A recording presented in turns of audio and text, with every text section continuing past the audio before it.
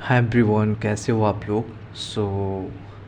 आज के वीडियो में आपका वेलकम है। जैसा कि आपको पता ही है कि हम 1000 कॉन्सेप्ट सीरीज़ कंटिन्यू कर रहे हैं। अगर किसी को पता नहीं है तो मैं बता दूं कि इस सीरीज़ के अंदर हम बेसिक टू एडवांस पूरे मैथमेटिक्स को कवर करने वाले हैं, चाहे अरिथमेटिक हो या फिर वो एडवांस हो। ठीक है, एग्जैक्टली हम एक वीडियो के अंदर एक टाइप के क्वेश्चन को डिस्कस करेंगे ऐसे, यानी कि एक कॉन्सेप्ट को, और उससे रिलेटेड जितने भी टाइप के क्वेश्चन बनते हैं उन सारे क्वेश्चन को हम डील करने का तरीका सीखेंगे। इसके अंदर सारे क्वेश्चन मैं नहीं करवाने वाला, कुछ क्वेश्चन प्रैक्टिस के लिए दूंगा जिसका आंसर आपको कमेंट बॉक्स में मुझे बताना है। और अगर वो क्वेश्चन नहीं बनते तो आप मेरे से वो क्वेश्चन पूछ सकते हो, मैं आपको सॉल्यूशन प्रोवाइड करा दूंगा। ठीक है, बाकी आपको ट्राई ज़रूर करना है। ये QR कोड है, इसको स्कैन करते ही आप मेरे टेलीग्राम चैनल पे ऐड हो जाओगे और वहाँ से आप मेरे से डाउट पूछ सकते हो, या इससे रिलेटेड जो भी PDFs होंगी वहाँ से आपको मिल जाएगी, ताकि आप प्रैक्टिस कर सकते हो क्वेश्चन को। ठीक है, चलो तो आओ आज के वीडियो में हम शुरू करते हैं। आज जो हम पढ़ने वाले हैं परसेंटेज का सेकंड टाइप है, और ऐसे हमारा कॉन्सेप्ट नंबर 6 है।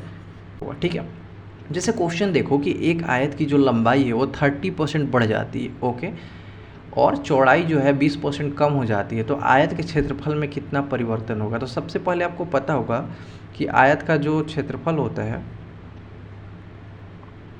रेक्टेंगल का जो एरिया होता है वो कितना होता है, लेंथ इंटू ब्रेथ, है ना। तो आप देख रहे हो कि अगर लेंथ बढ़ेगा तो ब्रेथ घटेगा, और ब्रेथ बढ़ेगा तो लेंथ घटेगा। एक दूसरे से अगर एक बढ़ेगा तो एक घटेगा।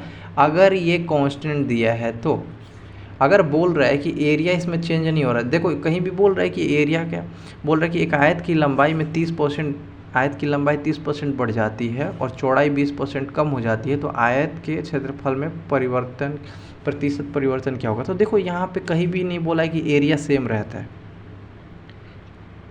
समझ में आ रहा है। तो सिंपल से हम क्या करेंगे, एरिया का फॉर्मूला डालेंगे। एरिया का फॉर्मूला होता है लेंथ इंटू ब्रेथ। लेंथ बोल रहा है कि 30% बढ़ जाती है, यानी कि 30% का वैल्यू क्या होगा, 10 से कोई चीज़ 13 हो जाती है, रेशियो में आपको मैंने बताया था। और चौड़ाई जो है, विड्थ जो है इसका, वो 20% कम हो जाती है, यानी कि 20% का मतलब क्या होता है, 1/5, यानी कि ये 5 से 4 हो जाती है।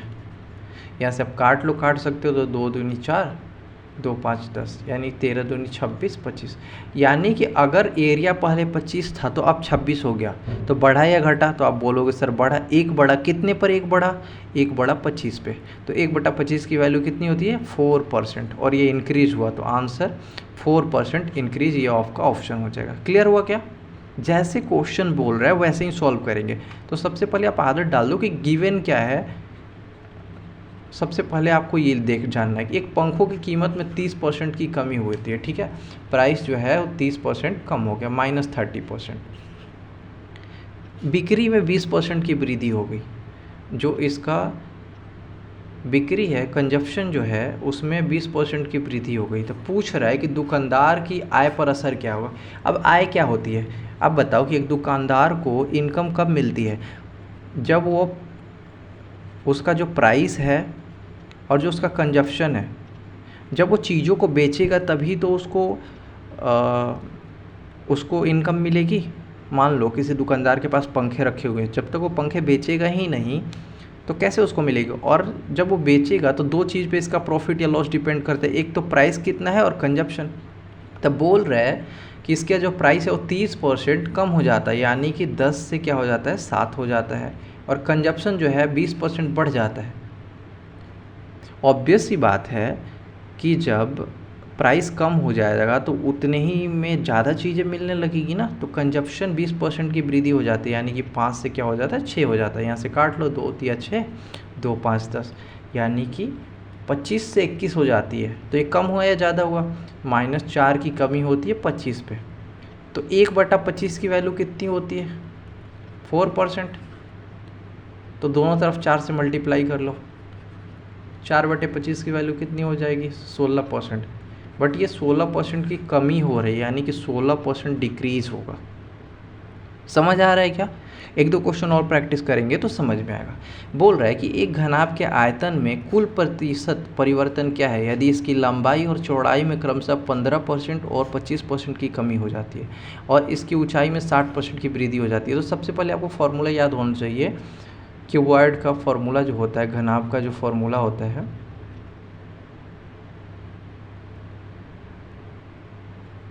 जो घनाभ होता है उसका जो आयतन का फॉर्मूला होता है,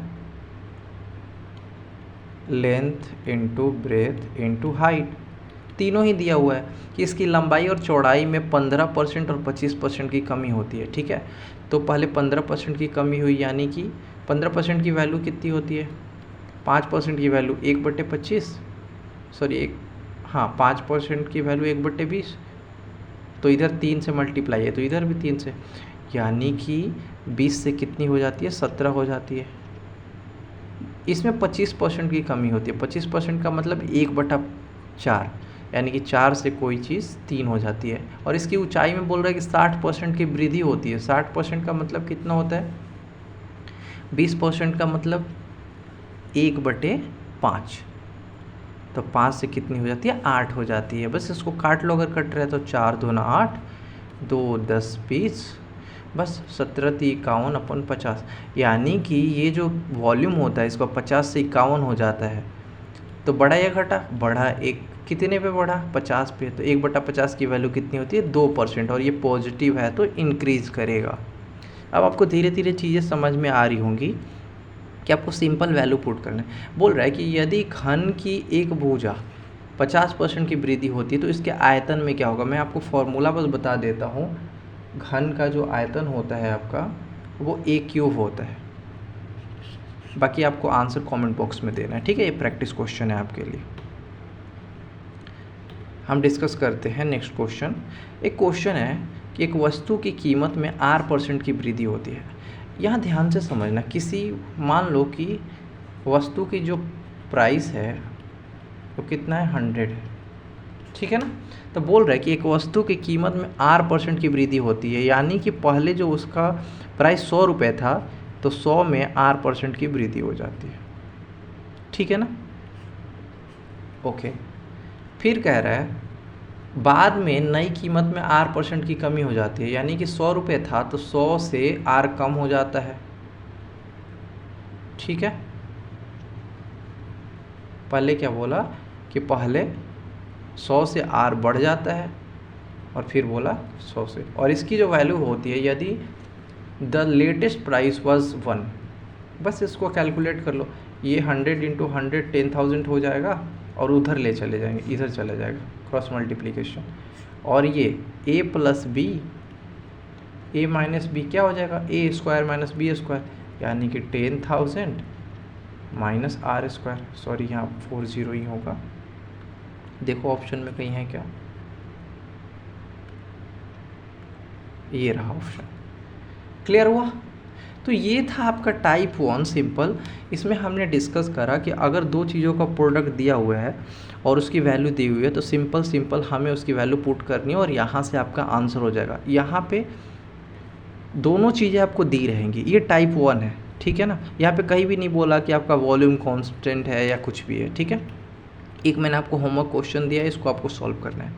सेम इसमें एक टाइप 2 आता है जिसमें ये जो है ए जो है हमेशा कांस्टेंट देगा आपको, या इन तीनों में से एक कांस्टेंट देगा और दो की वैल्यू, दो में से एक चीज़ तो तीनों में से कांस्टेंट देगा और दो में से एक की वैल्यू कुछ देगा और दूसरे की वैल्यू पूछेगा, ठीक है। तो समझते हैं इस टाइप के क्वेश्चन को कैसे डील करेंगे। अगर आपको कुछ भी डाउट हो इससे रिलेटेड तो आप मुझे कमेंट बॉक्स में पूछ सकते हैं, ठीक है। आइए समझते हैं कि एक चीनी का जो मूल्य है वो 20% बढ़ जाता है, ठीक है जी। प्राइस जो है वो 20% बढ़ जाता है, ओके। फिर से 25% बढ़ जाता है, पहले 20% बढ़ा फिर से 25% बढ़ जाता है, ओके। इसके मूल्य को वापस से पहले वाले मूल्य पर लाने के लिए कितना प्रतिशत कम करना पड़ेगा, अब ये बोल रहा है। लेकिन सबसे पहले हमारे पास 2 बार बढ़ा है तो हमें तो ये पता होना चाहिए ना कि टोटल बढ़ा कितना है पहले।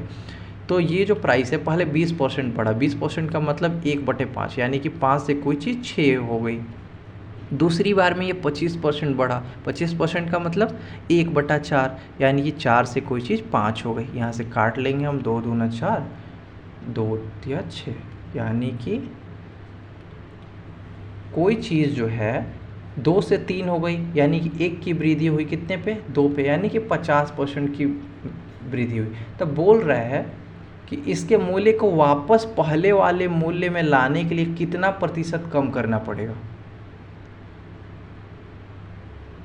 ठीक है, तो यहाँ ध्यान से समझना, आपको एक कॉन्सेप्ट समझा रहा हूँ मैं यहाँ पे।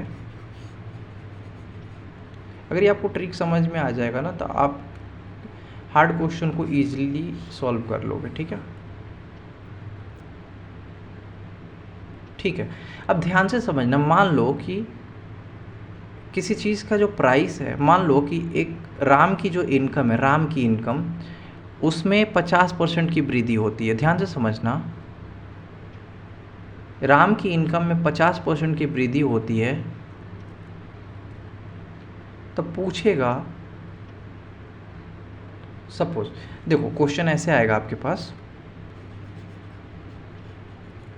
एक टाइप समझा रहा हूँ मैं आपको। मान लो कि राम की जो इनकम है श्याम से 50% अधिक है, तो पूछ रहा है कि श्याम की जो इनकम है राम से कितना % कम है। फिर से सुनना, राम की जो इनकम है श्याम से 50% अधिक है, तो श्याम की जो इनकम है राम से कितना % कम है।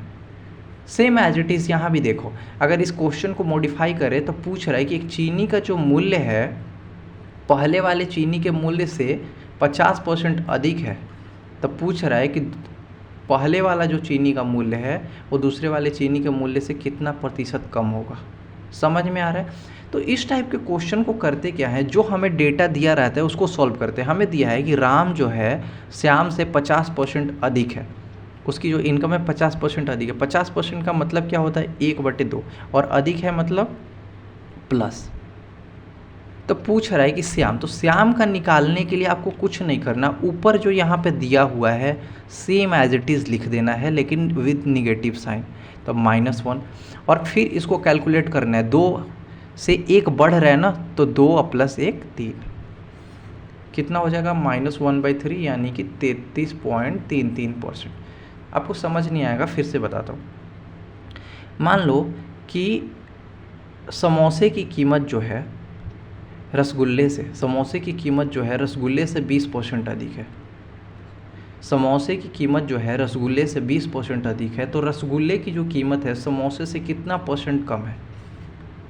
तो सबसे पहले आप समोसे की जो वैल्यू दी हुई है उसको लिखो, 20% अधिक है का मतलब कितना होता है, +1/5। यही तो, कैलकुलेट नहीं करना है इसको, यानी कि 5 में 1 बढ़ रहा है। तो रसगुल्ले की कीमत जो है, समोसे की जो कीमत है रसगुल्ले से 20% अधिक है, तो रसगुल्ले की कीमत समोसे से कितना कम है। तो रसगुल्ले की कीमत निकालने के लिए मैंने क्या बताया, जो यहाँ ऊपर में रहेगा उसको विद निगेटिव साइन लिख देंगे और इसको हम कैलकुलेट कर लेंगे। ऊपर में प्लस है तो 5 1 6, तो 1/6 -16.66% कम है। समझ आया क्या? चलो आगे क्वेश्चन करेंगे ना तो हम समझ जाएंगे। ठीक है, यह घबराने वाली बात नहीं है। तो इस क्वेश्चन को समझते हैं हम। सबसे पहले तो आपको यहाँ पे 2% दिया हुआ है, तो वो पहले कैलकुलेट करके आपको इफ़ेक्टिव चेंज पता होना चाहिए कि बढ़ कितना रहा है। पहले बोल रहा है कि 20% बढ़ रहा है, फिर बोल रहा है कि 25% बढ़ रहा है, तो ओवरऑल हमने निकाल लिया कि पहले कितना बढ़ रहा है, इतना बढ़ रहा है। तो पूछ रहा है कि इसके मूल्य को वापस पहले वाले मूल्य पर लाने के लिए कितना % कम किया जाए। तो कितना बढ़ रहा है, 1/2 बढ़ रहा है। तो कम करने के लिए क्या करेंगे, मैंने बताया कि ऊपर वाले साइन को जस्ट निगेटिव लिख दो और इसको कैलकुलेट कर लो, 2 और 1 3, तो 1/3 की वैल्यू कितनी होगी, यानी कि 33.33% अगर हम कम कर देंगे तो सेम जो चीनी का मूल्य होगा उतना ही हो जाएगा। समझ आया? चलो नेक्स्ट क्वेश्चन करते हैं, आपको समझ आएगा। देखो, एक आयत की लंबाई जो है 20% बढ़ जाती है। सबसे पहले लेंथ इंटू ब्रेथ होता है ना। देखो, तो एक आयत की लंबाई जो है 20% तक बढ़ जाती है, तो चौड़ाई में कितने % कम होना चाहिए ताकि क्षेत्रफल वहीं रहे। तो मैंने आपको क्या समझाया कि यहाँ पे एक चीज़ कांस्टेंट देता है। जैसे यहाँ एरिया क्या दे दिया, लेंथ इंटू ब्रेथ मान लो, तो यहाँ एरिया को कांस्टेंट दे दिया, तो अगर 1 बढ़ेगा तो 1 घटेगा, मैंने बताया ना। तो सेम चीज़ है। क्या बोल रहा है, बोल रहा कि एक आयत की लंबाई में 20% की वृद्धि हो जाती है, तो लेंथ को सिंपल लिख लो। 20% की वृद्धि का मतलब क्या होता है, 1/5, यानी कि 5/1 की वृद्धि होती है। तो चौड़ाई को कितना कम किया जाना चाहिए, मैंने बताया कि ऊपर में जितना पॉजिटिव होगा उतना ही निगेटिव ले लो और प्लस में इसको कैलकुलेट कर लो 1/6, यानी कि 16.66%। समझ आया? एक और क्वेश्चन करते हैं, ये प्रैक्टिस क्वेश्चन है आपको, तो ये आप खुद से करना, लेकिन एक और क्वेश्चन करके मैं बताता हूँ। जैसे एक बेलनाकार जार की जो त्रिज्या है वो 25% बढ़ी है और ऊंचाई में कितने प्रतिशत की कमी की जानी चाहिए ताकि इसके आयतन में कोई बदलाव ना आए। तो एक बेलन का आयतन कितना होता है, πr²h। समझ आ रहा है?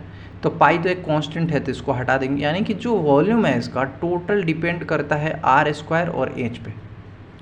तो इसमें आपको ना एक की वैल्यू बता दी रहेगी और दूसरे का पूछेगा। तो इसमें त्रिज्या की वैल्यू आपको दे रखी है, त्रिज्या जो है, जो रेडियस है वो 25% बढ़ रही है। 25% बढ़ने का मतलब क्या होता है,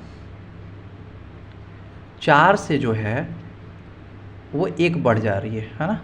4 से ये जो चीज़ें हैं 5, 4 से 5 हो जा रही है, यानी कि इसका स्क्वायर करोगे तो 16 से ये 25 हो जा रही है। कितना बढ़ रहा है, 9 की वृद्धि हो रही है, कितने पे, 16 पे। तो पूछ रहा है कि उसके ऊंचाई में कितने प्रतिशत की कमी होनी चाहिए ताकि इसके आयतन में कोई बदलाव ना आए। तो मैंने क्या बताया, जो ऊपर है उसको निगेटिव में लिख लो और प्लस में इसको कैलकुलेट कर लो, 16 9 25। 1/25 की वैल्यू कितनी होती है, आप बोलोगे सर 4%, तो इसमें दोनों तरफ 9 से मल्टीप्लाई कर लो, यानी कि 36%। समझ आया क्या? अब जिसको समझ में नहीं आया होगा आपको फिर से वीडियो को देखना पड़ेगा, ठीक है। चलो एक और क्वेश्चन समझते हैं। यदि किसी वस्तु की कीमत में 28% की वृद्धि होती है, हालांकि इस कीमत पर हुए खर्च में 12% की वृद्धि होती है, तो इसकी खपत में होने वाली प्रतिशत वृद्धि या कमी ज्ञात करें। कह क्या रहा है कि यदि किसी वस्तु की कीमत में 28% की पहले वृद्धि होती है, चलो समझते हैं। देखो आपका दिया हुआ है कि expenditure equal to price into consumption. तो इसमें आपको दिया हुआ है कि वस्तु की कीमत में तो प्राइस दिया हुआ है और इसका खर्च भी दिया हुआ है, खर्च में 12% की वृद्धि होती है और प्राइस में 28% की वृद्धि होती है। तो पूछ रहे कंजप्शन क्या है, तो अगर ये इधर गुणा में है तो उधर क्या हो जाएगा, भाग में हो जाएगा, यानी कि E/P। ई की वैल्यू कितनी होती है, ई मतलब एक्सपेंडिचर 12% बढ़ रहा है, यानी कि 25 से क्या हो जाता है, ये 28 हो जा रहा है। और जो इसका प्राइस है वो 28%, यानी कि 25 से क्या हो जाता है, वो 32 हो जाता है। तो इसको कर दो कैलकुलेट, 28 × 25 अपॉन 25 × 32, ये कट गया 4 7 28, 4 8 32, यानी कि कोई चीज़ 8 से 7 हो गई तो कितने का लॉस हुआ, 8 पे 12.5% का। तो यही तो पूछ रहा है इसकी खपत में होने वाली प्रतिशत वृद्धि या कमी क्या होगी, तब -1/8, 1/8 की वैल्यू क्या होती है, 12.5%, और माइनस है तो लॉस हुआ, तो 12.5% का लॉस होगा। समझ आया? ठीक है, एक और समझते हैं। एक बेलनाकार जार की जो त्रिज्या है वो 25% बढ़ी है, तो सबसे पहले लिखो, सबसे पहले तो इसको पूछता है कि ऊंचाई में कितने प्रतिशत की कमी होनी चाहिए कि इसका आयतन सिर्फ इतना दे। तो अगेन बेलन का आयतन क्या मैंने बताया, πr²h, जिसमें ये तो कांस्टेंट है तो ये कट जाएगा, तो जो वॉल्यूम है ना वो टोटल त्रिज्या और ऊंचाई पे ही डिपेंड करेगा। तो हमेशा ना आपको इन तीनों में से एक को या तो कांस्टेंट दे देगा और दो में से एक की वैल्यू बताएगा, या फिर क्या करेगा, 2 की वैल्यू बता देगा और तीसरे की पूछेगा। यहाँ पे क्या किया है, आपको वॉल्यूम की भी वैल्यू बता दिया है कि ये 12%, 12.5% बढ़ रहा है, ठीक है जी, और त्रिज्या को भी बता दिया है कि ये 25% की वृद्धि हो रही है, और पूछ रहा है कि हाइट क्या होगा। तो आप निकाल नहीं लोगे, h = क्या हो जाएगा, V/r²। v की वैल्यू कितनी होती है, v की वैल्यू 12.5% बढ़ जाती है, यानी कि 12.5% की वैल्यू कितनी होती है फ्रैक्शन में, ये आपको याद रहना चाहिए, यानी कि 8 से 9 हो गई, और त्रिज्या के वैल्यू 4 से 5, और स्क्वायर करोगे तो 16 से क्या हो जाएगा, 25 हो जाएगा। इसको क्लियर करके लिखता हूँ, सॉरी कहाँ थे आप लोग, ठीक है।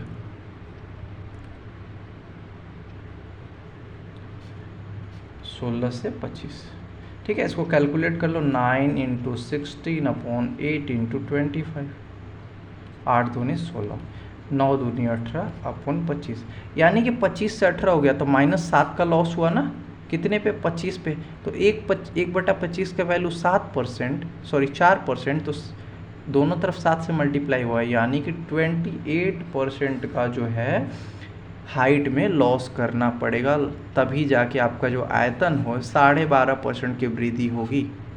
ये समझ आया कि आपको? तो मैंने क्या बताया आपको, दो ही चीज़ें याद रखनी है, A बराबर B इंटू सी में आपको दो ही कंडीशन देगा, या तो इसको कांस्टेंट दे दे और इसमें से एक की वैल्यू दे दे और इसका पूछ ले, या फिर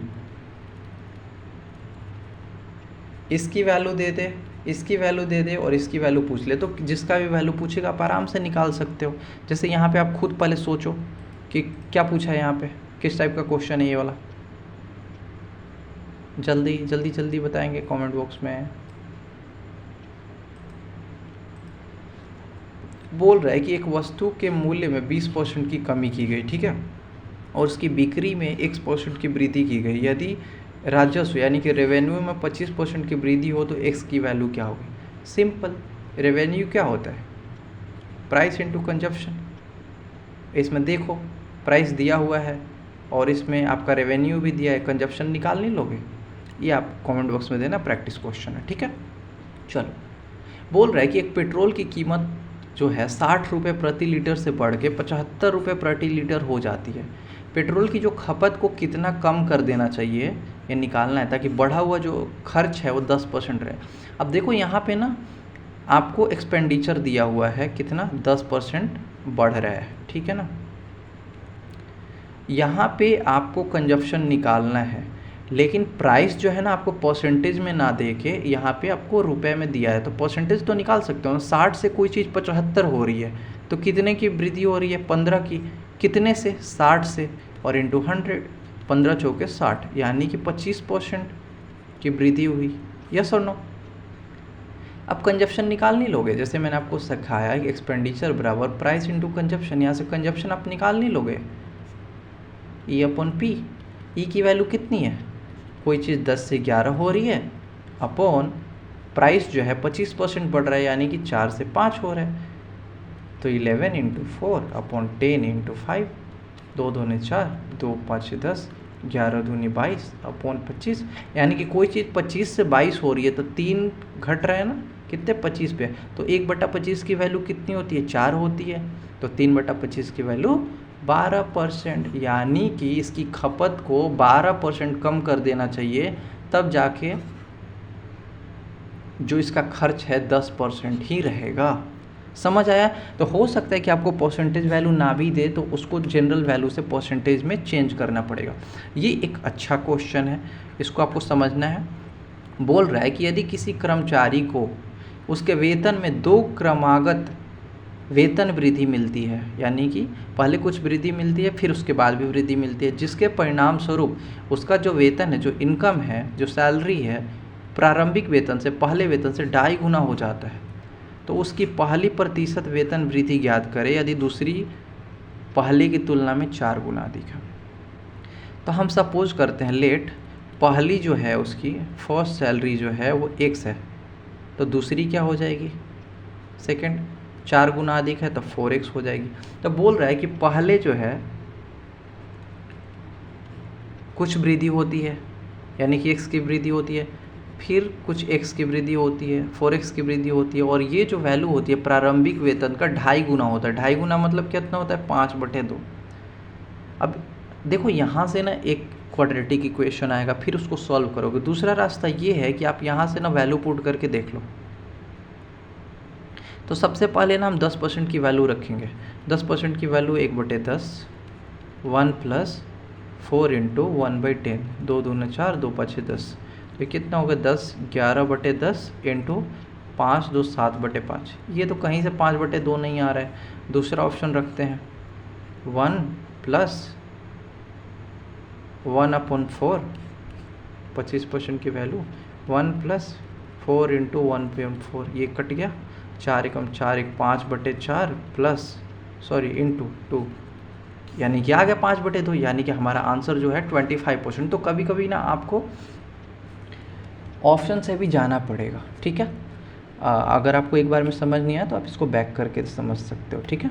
चलो, एक क्वेश्चन है हमारा कि ये देखो, ये भी टाइप बहुत इंपॉर्टेंट है। अगर इसको ना बस एक क्वेश्चन को ध्यान से समझ लेना, बाकी क्वेश्चन आप कर लोगे। चीनी के मूल्य में 20% की कमी होने पर सुधीर को 960 रुपये में 6 किलोग्राम अधिक चीनी मिलती है। अब जनरल सी बात है, मैंने आपको स्टार्टिंग में ही बताया, ये देखो काफ़ी इंपॉर्टेंट टाइप है, तो इसको समझते हैं कि एक चीनी के मूल्य में 20% की कमी होने पर सुधीर को 960 रुपये में 6 किलोग्राम अधिक चीनी मिलती है। तो चीनी का प्रति किलोग्राम घटा हुआ मूल्य कितना होगा। ध्यान से समझो कि पहले जो इसका प्राइस है वो 100 से 20% कम हो जाती है, यानी कि 80 हो जाती है। कितना हो जाएगा, 2 5 10 2 4 8, राइट। यानी कि इसकी जो वैल्यू होगी, जो कंजप्शन होगा, वो 4 से 5 हो जाएगा। अगर प्राइस 5 से कम होकर 4 हो गया तो हमें चीज़ें ज़्यादा मिलने लगेंगी ना, यस और नो। तब बोल रहा है कि सुधीर को 960 रुपये में 6 किलोग्राम चीनी मिलती है। तो सबसे पहले तो 1 किलोग्राम चीनी की वैल्यू कितनी होगी, यहाँ से काट लो, 6 और 3 में 6 4 36, 160 रुपये पर केजी चीनी है, ठीक है ना। तब बोल रहा है कि चीनी का प्रति किलोग्राम घटा हुआ मूल्य कितना होगा। देखो, अभी प्रेजेंट प्राइस दिया हुआ है 140 की वैल्यू, पहले हमारा प्राइस 5 था और अब कितना हो गया, 4 हो गया है। लेकिन इसके अकॉर्डिंग तब बोल रहा है कि 160 हो गया है, तो 4 की वैल्यू 160 यानी कि 40 गुना है। तब बोल रहा है कि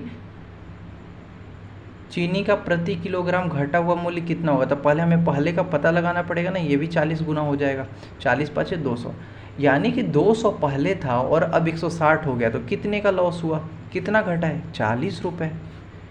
समझ आया। एक और करते हैं तो समझ आएगा। देखो, बोल रहा है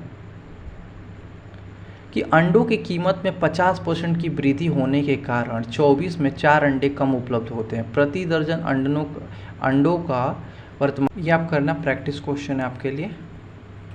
नेक्स्ट क्वेश्चन एक और करवाता हूँ मैं आपको कि एक चीनी की कीमत में 20% की कमी हुई है और अब एक व्यक्ति 36 रुपये में पहले से 500 ग्राम अधिक चीनी खरीद सकता है। तो चीनी का प्रति किलोग्राम मूल्य क्या होगा।